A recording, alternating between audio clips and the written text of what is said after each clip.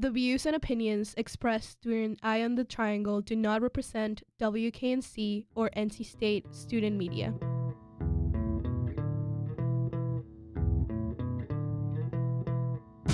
Your dial is currently tuned to Eye on the Triangle on WKNC 88.1 FM HD1. Thanks for listening.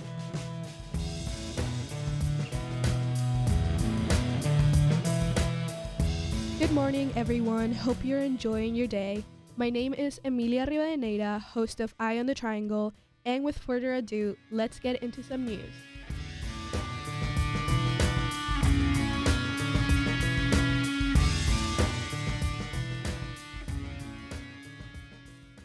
Hello and welcome everyone. This is Menna Elsayed for Eye on the Triangle, and we're joined by Edgar Bernal, the founder of Revista Latina, North Carolina. Hello. Hello, Menna. Thanks for the invitation. Oh, thank you for being here. So I guess for everyone, I would like to start by you introducing yourself for us and maybe tell us a little bit more about why did you start Revista Latina, and maybe tell us a little bit more about Revista Latina.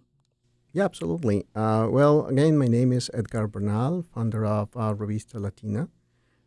We started this project in 2018, and it was because when we came to US, it was back 10 years ago, basically.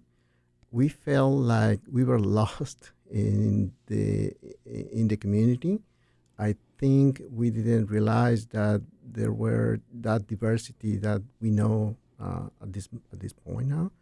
And at some point, we wanted to share what was the culture from Mexico. We are from Mexico, basically, and we noticed that there were many people trying to share what was the culture, but all the people that we met during those years was like in different communities. They were not connected, so that's why we decided to create this platform to create that connection between all the communities, all the groups that we met during that time.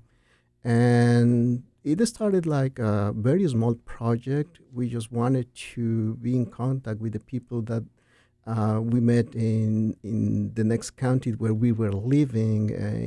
We started in the Wake County, and we thought that it was just to be in contact with people during the weekends or in different celebrations that we have in our culture. But eventually, more people started adding up to the project from different counties, from different regions in North Carolina. And there was at some point that we had to expand the project, and people from other states started adding up to the project, and even from other countries as well.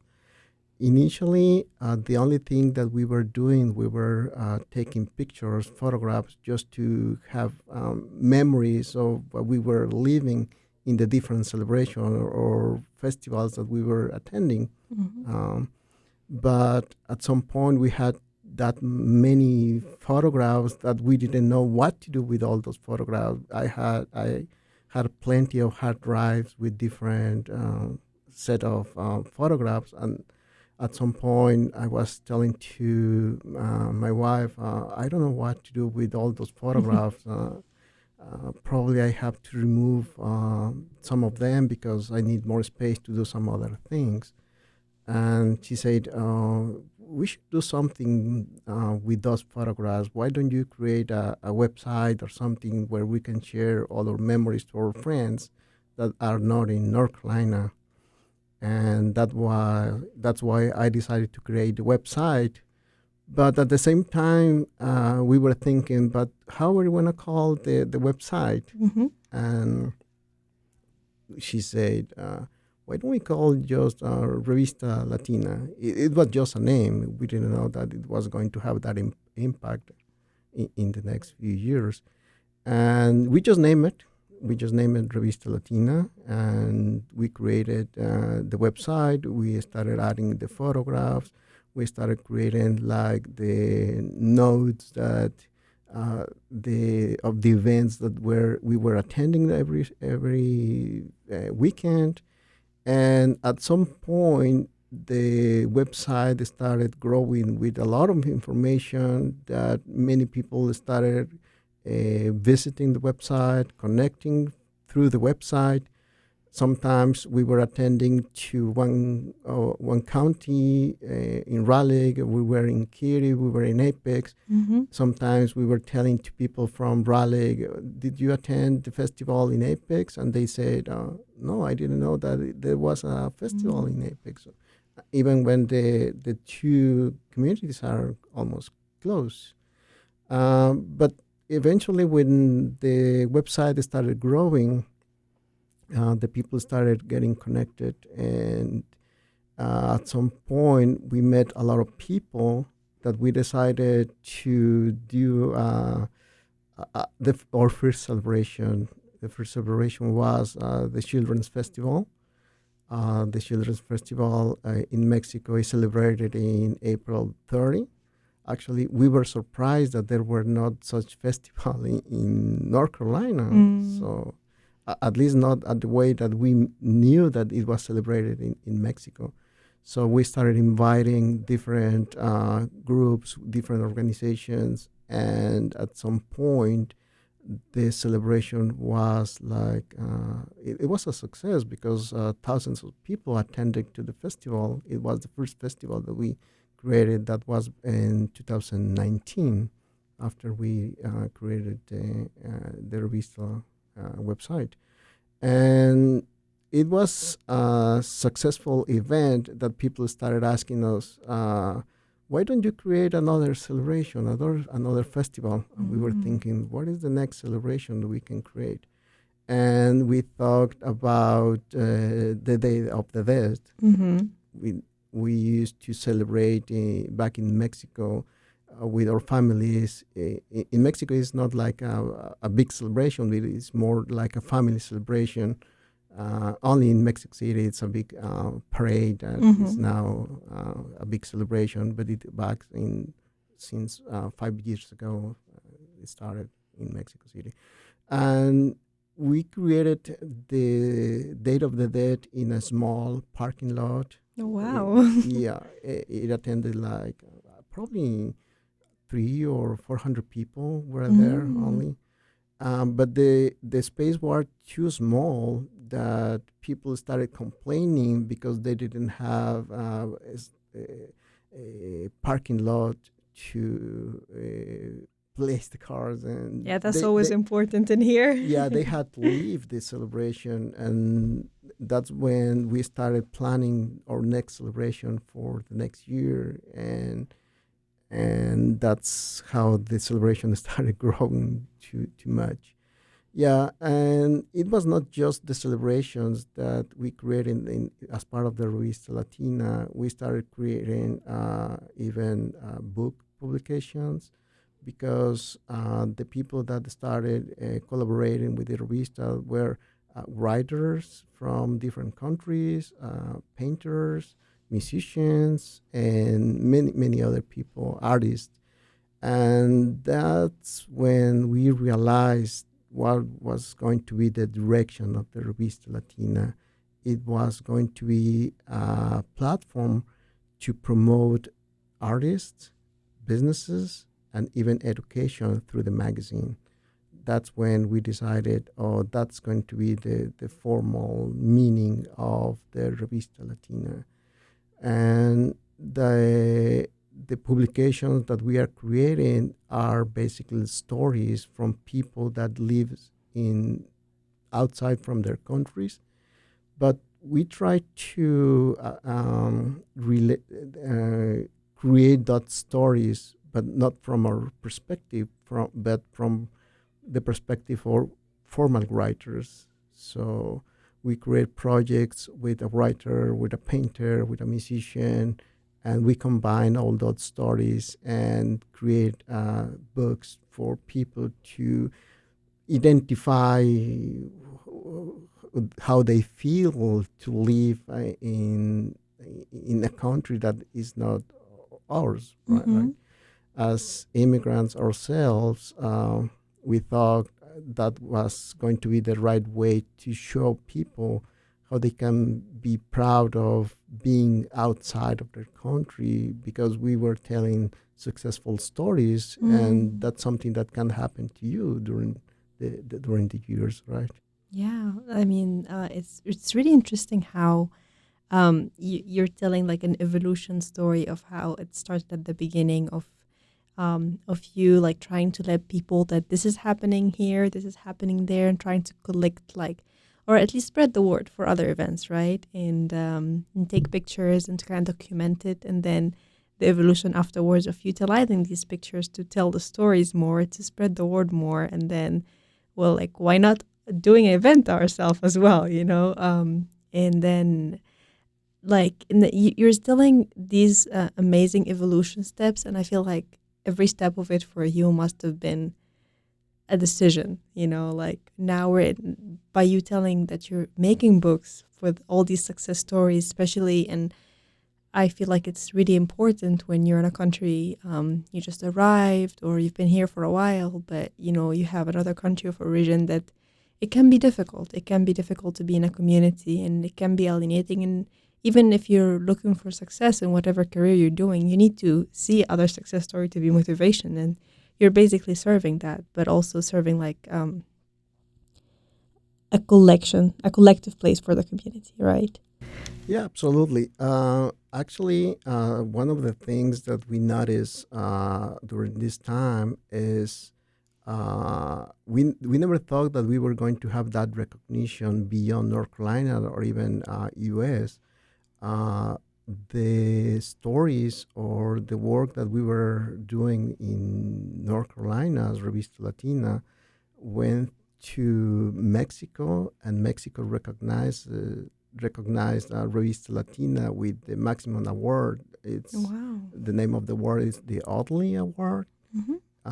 That means that they recognize people that are helping other immigrants from Mexico to become successful outside of Mexico. So actually, we were very surprised because we never thought that our voice were too loud even outside of North Carolina. I think after we got that award, we thought, oh, I think we are in the good direction now. I think more people is getting what is the idea behind Revista Latina now. Yeah. I can only imagine if you're trying to amplify a certain culture and then you get recognized by this culture itself. Like it must feel like you're really on the good track and doing a great job. So I mean, you answered a lot of my questions. What do I do now? But I think I'm really interested in what, like, how do you see the impact in the community? So you were saying people were complaining that there's no enough parking lots and 400 people, like, for their cars, and 400 people showed up. And you're just thinking of a small scale event at the beginning, right? Just to, like, honor this tradition. So how do you see the impact in the society or in the community that you're trying to serve? Yeah, that's a good question. Initially, as I mentioned, we were just trying to have a small group to celebrate what we were used to celebrate back in Mexico. But we noticed that more people was willing to be part of something when we started showing that we could celebrate something that it was part of our culture. More people started adding more ideas, more work, and they were sharing the voice to invite other families from other countries as well. And it was not only for the Mexicans; it was also for other cultures as Mhm. well. On our celebration, I noticed that there are people that are from other communities as well. They are dancing. They are dancing with all of the festivities that we do there. And um, the thing is, uh, it's not only for Latin America. It's we want to show what Latin America means for the Latin Americans to other communities. Mhm. I think that's the main point. Uh, and one of the reason is I've heard from other communities different comments that the the misunderstanding what the Latino really means for us, or what the culture means for others, and that's what we wanted to show. But we wanted to show it in an artistic way and a cultural way. It is not just having the party, but we are having the celebration, the real celebration. Mhm. When we said, people ask us, when is your event? Well, it's not exactly an event. It's basically the celebration. Is it's the real part of the culture. Mhm. So we are trying to fix those kind of conceptions that we are having just an event, but we are celebrating really something. So Yeah. No, this idea of it's not an event, it's the celebration itself right, is really nice, and I don't think I've heard it a lot. I feel like in other culture events I've attended, it's something to emulate or come close to the celebration of the actual, the actual celebration or the actual occasion, but you're just trying to recreate what you had at home here, and through doing that is just you're not just doing for the Latino community in here, you're doing it for them to celebrate, but also for other communities to come and participate and show them how it is to celebrate it and how like what it means for the community, right? right, yes, and one of the reason is that misconception, and it's not just for the Latino. I think it happens for many other cultures as well. So I think that's the way that we want to show as Revista Latina, that we can create something where we can show the real meaning of the culture in an artistic way as well. So I think the only way that we can accomplish that is not just one person can do it, but the whole community needs to understand that we have to show what we can do to other communities as well. So I think if it's a project of one person or one organization, I think the project can be only a small project. I would say Revista Latina is not just a person, it's not just an organization, but you can see in the different celebration that we do, uh, people, families from Apex, from Fayetteville, from Charlotte, from many other cities are really involved in the project. So I couldn't say that Revista Latina is an organization, but Revista Latina is the community now. So it's serving like a bridge for the whole community to show what they really want to show to others. So I'm really proud that we have accomplished this at this point. I wouldn't say we are an organization or we are a company or we are an institution. We, we I could say we are the community because the community feels welcome on this project. Yeah. Wow, I mean, this is beautifully said. You're not a company, you're not an organization, you're a community. And you're not only, so what you're saying that you're not only connecting a certain community from a certain cultural background, but also you're bridging North Carolina itself. People from different counties and cities are coming together, for this celebration, which is really beautiful. And I feel like only successful projects are able to do that. And, you being one of them. So I guess we talked about like the celebrations you do. Mhm. So, like, can you please share with us a little bit of what other celebrations Revista Latina have done in the past or maybe coming up that we should look out for? Yeah, the other celebration that we do is the Children's Festival. It's made in April, Mhm. around the April 30th. It's basically we celebrate the kids, the children. Back in Mexico, if you go to any small store, the kids receives a candy or a small toy and many of those things. something that we notice in the different festivals is, at least that happens to our kids. When we used to go to the festivals, the kids used to tell us, what's going on in this festival? There is nothing for us.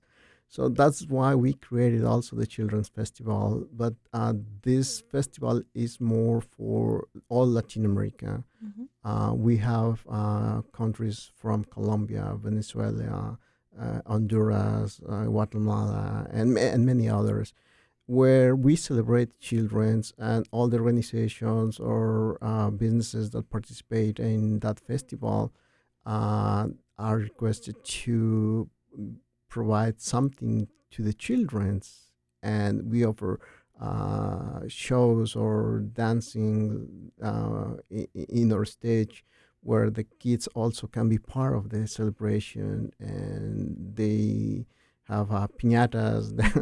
It's a big celebration, I think, now also. It's not like the Day of the Dead, but at some point, I think it's growing to that point, and the next one is going to be in April as well. Yeah, So, I'm sure it's a big celebration for the kids. I'm yeah, sure absolutely. they're Yeah. looking forward to it every year.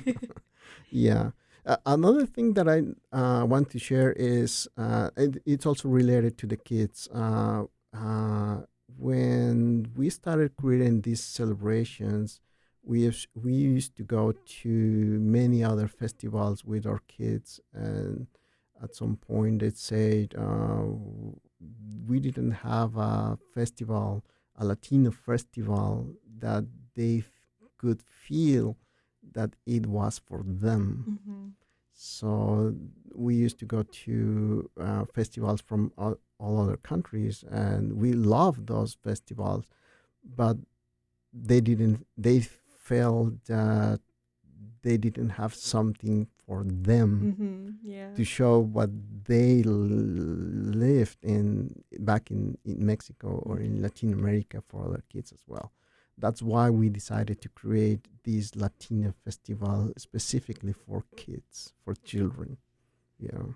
Yeah, I mean, I'm really impressed by the idea that you're seeing an issue that's presented, like whether people, it's like at the beginning when you didn't see people connecting to different communities and events happening around and celebration, but also caring to that degree of like, you want, because I'm sure there are kids' activities happening around North Carolina, but caring that there has to be something for like Latino kids to feel that they are celebrated and also celebrated in a way that's part of their culture, that's not alienating or it's not very different from what they experience at home. Because I feel like a lot of immigrants would feel like they have their culture preserved at like household and language and all of that, but once they're out they kind of have to shift identity, or they have to they kind of feel distance with this, but you're like, you want to create this for them. And I think this is really beautiful. And I really would hope also other cultures try to do the same thing as well.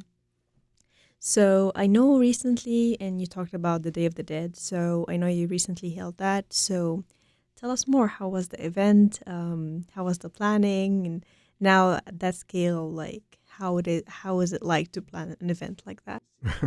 Yeah. Well, yeah. Many people usually ask us, how do you do it? And as I mentioned before, it's not something that we can do alone. I think all the community is involved in it. And when we plan this next celebration, usually it takes us like a year to plan it. Actually, we already started planning what's going to happen the next year. And also, we want to plan not just 1 year, but 2 years ahead, because there are many groups that want to be part of this celebration, but the time is limited on the day that we offer the celebration, that we have to postpone the participation of different dancers or musicians or singers that needs to be part of, but not next year, but in 2 years now. The last celebration that we hold in October 27, I think, uh, I don't have the how many people was there, but people say a few thousands were part of the celebration. We closed the main street in downtown Raleigh, and we had two stages this year, and every year is growing. This is the third time that we had the celebration in downtown Raleigh, and as I mentioned, we started in a small parking lot. Then, even when the pandemic started, we continued doing it, but we did it virtually. We used to go to the different counties, different cities, and we were recording videos for all the folkloric dancers, and we offered the show, but virtually. I remember that we recorded like 30 videos with the different folkloric dancers or musicians. There are even musicians that now are writing songs to the festival itself. So yeah, the even after the pandemic, we didn't know what we were going to do. We thought we were going to close, or we were not, stop doing the celebration. But people started asking, and instead of slowing down the festival, the celebration, people started being more and more involved. And then after the pandemic, we had to do it in the Dix Park for 1 year, but it was too crowded that people started parking not in the right spots because it was too crowded, and that's why we decided to move the celebration to the downtown Raleigh. And from there, probably we are gonna expand it because the same celebration is asking for more space or more time. um, People from other states are now sending us requests that they want to participate, they want to come to the celebration, and the celebration just happened 2 weeks ago, and we are already receiving those requests to be part of the next year's celebration.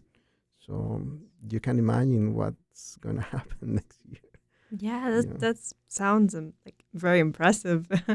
And I guess on this note, a question for you is that how did you imagine this when you first start taking pictures and attending different events in around North Carolina? Did you imagine reaching like this point right now and how it feels? No, actually, at the beginning, I didn't even thought in stay in US for long term. So I just was taking the pictures because I wanted to have memories of on my visit in the US. So everything started with a picture. Eventually, people asked me, "Why don't you do a video instead of a photograph?" Yeah, let's try that. And I started practicing the videos as well, and the videos started becoming like short movies, because we were telling it was not just a video, we were telling stories in the same video where people were dancing or were painting or were creating something for the celebration or for the magazine. So it was also a success after started creating the videos. And then after creating the videos, we started creating more applications for the Revista Latina, the mobile applications, the Alexa applications, and even we started creating a stream for Revista Latina where we're showing different music from different countries, from Mexico. Even bands from other states and from other countries wanted to send us the music that they were creating to stream on that platform as well. And yeah, everything started small, but I think we never planned to be that big as we are now. And that I think that is not something that you can plan. Uh, the only reason why I think it grow, it's because you were not thinking on that. It's because you were just involved and you were just trying to share what you wanted to share to others. You wanted to share your culture. You wanted to share the feeling on how you were feeling outside of your country. So we realized that there were more people feeling the same, and that's why every people started getting together, and that's why it started growing.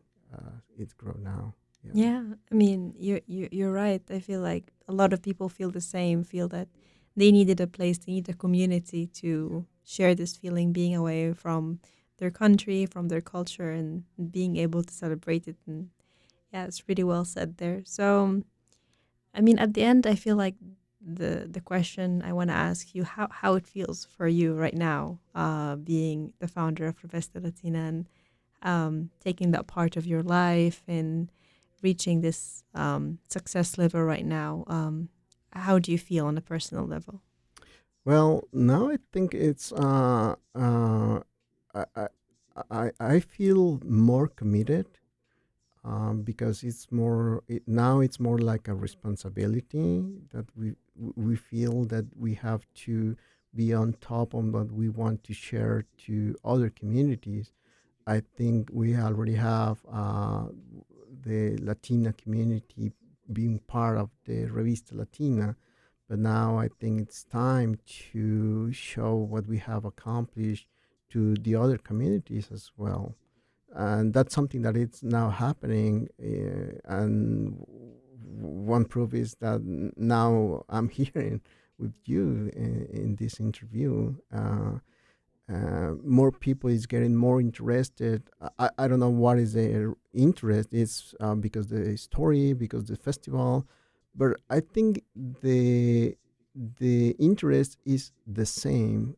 Why or how did you get all that people together?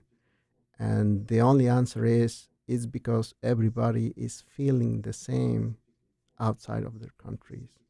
So I I think that's the only reason why the Revista Latina has been so successful. Yeah. Yeah, thank you so much for this.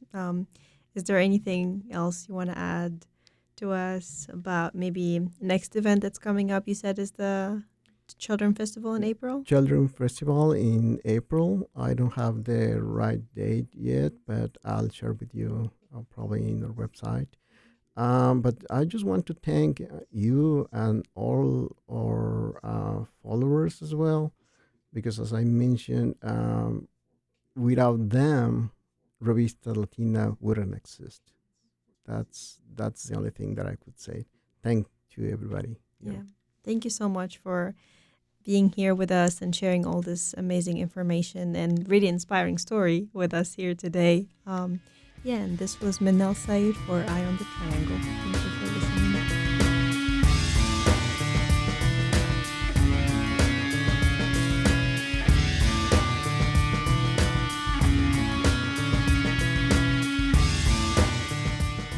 This has been your host, Emilia Rivadeneira. Thanks for listening to Eye on the Triangle.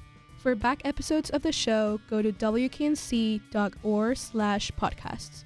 Music in today's episode is Krakatoa by Noah Stark, licensed under Creative Commons.